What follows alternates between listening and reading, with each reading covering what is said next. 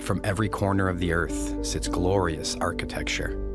Magnificent structures that allegedly have no connection, yet very similar designs. This style of architecture, riddled with elegance and purpose, can be found in your neighborhood or in the middle of nowhere.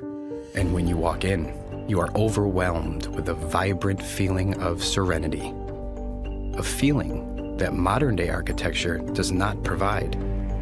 The concept of a timeline that once existed, where structures were created with a completely different purpose.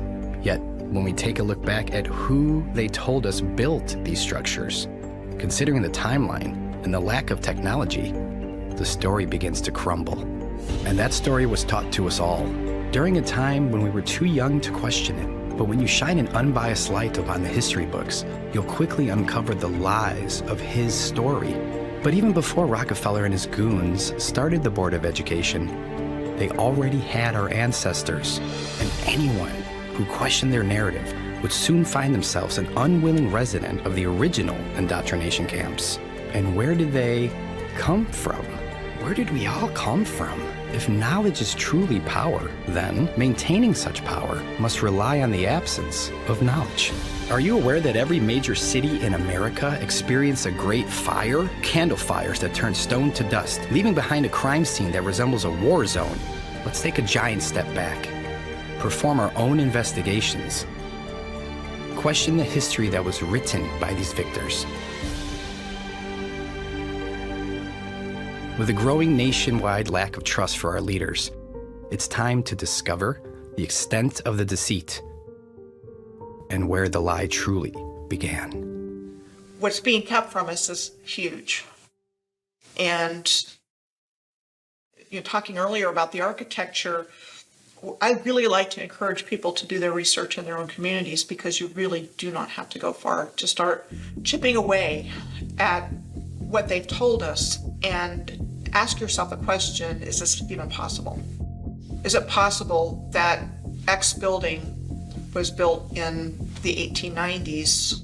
And they're giving us timelines of like a year. It was built in a year. They want us to believe we didn't have the technology, that we were low tech, and yet we're building all of these amazing structures. This disparity between what the narrative says and what's actually there. You have places, cities in America that look as though they were constructed in medieval Europe, when nothing was here and people showed up and just got started building, from what we're told. One would assume that they would build with the means that were available to them. Wood, nails if they were lucky. What we get is this narrative that people were showing up and really making do with what they had. What we learn about in school is there was nothing here. This land was free for the taking. The only inhabitants were wild Indians, and we built everything here. Everything you see in this country, in North America, because we're talking about Canada too, was built by us. After we got here, nothing here. They had to change the narrative. They had to destroy the evidence. They had to come up with an explanation for who built this, why they built it, when they built it. And they had to do that for a lot of buildings. We are told that during the 1800s, the consensus of North America was low, extremely low, too low to justify the infrastructure within the timelines they've provided, too low to have the experience or knowledge on crafting these glorious buildings. They're the most exquisite buildings I've ever seen, and there was only a population of a few thousand people at that time. And then I'm looking and there's mud roads and wooden sidewalks. And then I'm looking at this building that is just, it could be out of Paris or Prague. It's not computing. And so I'm realizing there again, there's a whole bunch of stories that have to be dug into, rethought, reconsidered, and in some cases completely discarded. We no longer build like that. How does that happen in a realistic timeline? Wouldn't you be progressing year after year to have incredible buildings? Today, we would be building massive pyramids, massive courthouses that last forever. Instead, we have the complete opposite. And they're very cheap. The tools have upgraded supposedly, yet our construction has gotten worse. It's completely backwards. There's evidence of a worldwide culture that existed in the not too distant past, and the evidence is everywhere. It's an interesting thing because, like, I've spent a lot of my life looking into ancient history and traveling around the world searching into the past, and it isn't until recently that I realised that it's actually, I don't have to travel to Egypt or anywhere. It's all right there in Sydney and in London and in San Francisco, and it's all around the world. And once you see it, you can't unsee it. All you got to do is look at the civilization you're living in with the right type of eyes, and you're sort of looking around your city and you're going, well, hang on, what's this building doing here? And why is there a building just like that in the Philippines? Why is there one in Japan? Apparently Japan's borders were closed, weren't they? Why are we finding what we're told is Greco-Roman style architecture in every country on earth? Was it really Greco-Roman style, or is it evidence of a culture that existed, a worldwide culture that existed right around the world in the not too distant past? If I took a picture of this building behind me and asked any of these people, where do they think this building is in the world?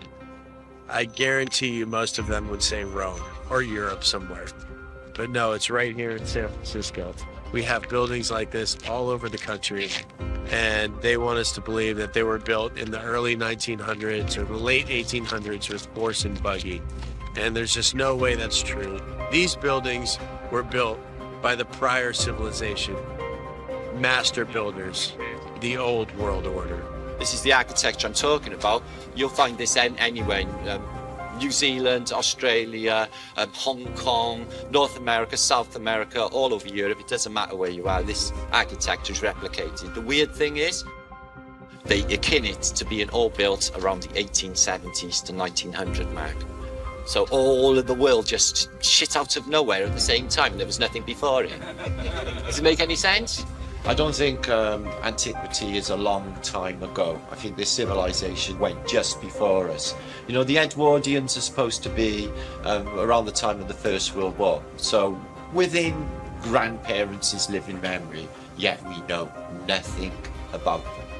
It's the control mechanism that covers it up with the education system. They got the news, they got the narrative, they got, you know, the mainstream to tell you how things are, but the reality is completely different. History goes to the victors, okay?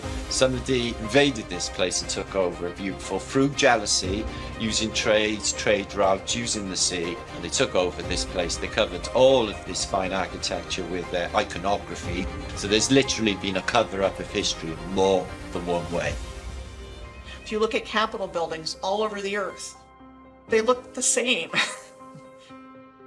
They do. They've got columns, they've got domes. It was not random. And every story we're told in our historical narrative about how a place got started was some guy was the first settler there, bought some land, subdivided it, sold it, and pretty soon you have a city. But the whole narrative is based, especially in North America, that there wasn't anything there, and we built it all. You could look at it, the whole building was a work of art. So there was obviously some pride that went behind that. It wasn't just about making money and throwing shit up as fast as you could. It was about building with a purpose, and that there was symbolism behind these things. They built them to last. They built them with a certain level of artistry and attention to detail and customization. You see, now you'll go through a neighborhood and every home looks the same. This neighborhood, perfect example. But everything had its own identity, and it was steeped in customization and ornate attention to detail. We don't get that now. You don't get that now. Even when you look at the beauty of the buildings from that Tartarian era, if people were actually paying for labour, and you had to get carpenters in there, you'd never build buildings like that if you're working by an hourly rate. You'd just be getting it functional. People used to build that stuff because they love to build, because beauty is actually a function. Beauty is actually a function of a creation. When you're living in a world of beauty, your soul is expands. It's expansive. You can create. You can become all that you can be. And if you can become all that you can be, you sure as hell don't need rulers. So that's why they don't want you to know about any of this sort of stuff. Now, I know we're at the pinnacle of our civilization now. This is the best it gets. The best we've ever done. Look at the quality of these walls. Hey, fuck that Gothic shit. Look at this. You know? I mean, yeah. When I was like 8 years old, I started researching the pyramids and stuff because no one knew how they were built, you know?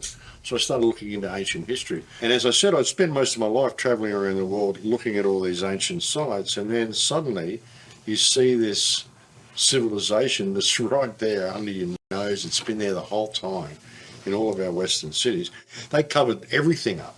It wasn't just inserting the Dark Ages, they changed everything. So when we start even trying to piece it together through the history that they've given us, how do we know any of these places are even the names that we're told they are? How do we know any of these things? How do we know any of the history is true? Because it's like they just put it all together and just shuffle the deck and throw it out to a bunch of countries and name them whatever they want. So it's become extraordinarily difficult to try to trace it through any mainstream history records. All we've got to really go on is the architecture itself. It wasn't thousands of years ago, it was just hundreds of years ago. Even if you go down to South America and look at some of the temples down there, the edges on them, the beveling on them, this is only a few hundred years old. This is not old ancient structures. These are new walls. I've gone there and looked at them myself. You know, nothing is what they tell us. You know, everything is a lie. It's just how big the lie is. You know, and the bigger the lie is, the easier it is for people to believe it. There's a lot of architecture in the world today on every continent of buildings that are much, much larger than you would think people of our height would build. And so I gave the example of the Supreme Court building in Washington, D.C. as being one of those buildings. The Basilica, the National Shrine at Catholic University in Washington is another example. A huge, huge building. Look at the Texas state capitol. It's incredible. You've got these pillars around the whole area. It's kind of the same thing as the Vatican. I do wonder about Iolani Palace. How old is it? And one thing to look at is it took them 2 years, from 1880 to 1882. How did they build that beautiful, beautiful building? Was that building here longer? Was it here before Captain Cook? There's no construction pictures and there's none of that stuff. So no power tools, horse and buggy. How is that even possible? When you have St. John's Cathedral in New York City, that's not a style of cathedral. That's the real McCoy. Could you imagine that being built today? I think that everybody would go crazy. They have no legitimacy whatsoever, except to trick us and convince us that they do. And that's how they've managed to get away with this. So they could insert themselves in and set themselves up as overlords. Stone building is not just something you can pick up and teach a convict in a matter of weeks, like we're told about Americas and Australia. Truly, that's how we're told these countries were built. Just extremely sophisticated and technical engineering involved. And you know, there's so many questions that come to mind. How'd they do it? If they were our size, how could they even accomplish this with the technology we were told we had at the time?